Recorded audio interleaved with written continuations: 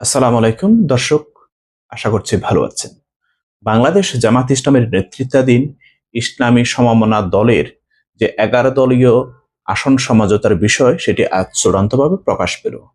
আজ রাত ৮টায় বাংলাদেশ জামাত ইসলাম এবং সমমনা অন্যান্য দলগুলো মিলে তারা তাদের চূড়ান্ত আসন সমঝোতা প্রকাশ করে।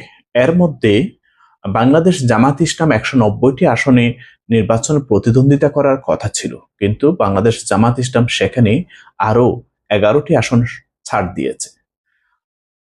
আমার কাছে যে যে নিউজটা এসেছে, বাংলাদেশ জামাত ইসলাম চূড়ান্ত বা প্রার্থী ঘোষণার তালিকায় ১৭৯টি আসন দেখা যাচ্ছে, যেখানে বাংলাদেশ জামাত ইসলাম ১৭৯টি আসনে প্রতিদ্বন্দ্বিতা করবে।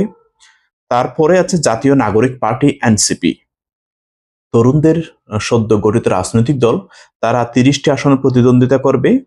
বাংলাদেশ খেলাফত মজলিস ২০টি আসনে, খেলাফত মজলিস ১০টি আসন, লিবারেল ডেমোক্রেটিক পার্টি এলডিপি, বীর মুক্তিযোদ্ধা কর্নেল অলির নেতৃত্বাধীন এলডিপি ৭টি আসন, আমার বাংলাদেশ পার্টি এবি পার্টি অর্থাৎ মুজিবুর রহমান মঞ্জু এবং ব্যারিস্টার ফুয়াদের যে সংগঠন আমার বাংলাদেশ পার্টি, তারা ৩টি আসন, বাংলাদেশ নেজামে ইসলাম পার্টি ২টি এবং বাংলাদেশ ডেভেলপমেন্ট পার্টি ২টি।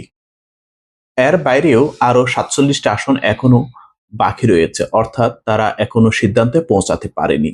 ইসলাম আন্দোলন বাংলাদেশ, খেলাফত মজলিসের একটি অংশ এবং জাকফা জাতীয় গণতান্ত্রিক পার্টির শফিউল আলম প্রধানের সন্তান রাশেদ প্রধান আছেন। শফিউল আলম প্রধান গত হয়েছেন।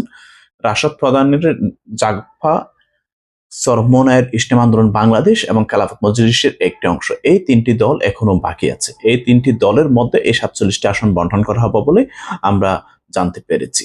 ইসলাম আন্দোলন বাংলাদেশ যদি আসে, তাহলে এই ৪৭টি আসন থেকেই তাদেরকে নির্বাচিত করতে হবে।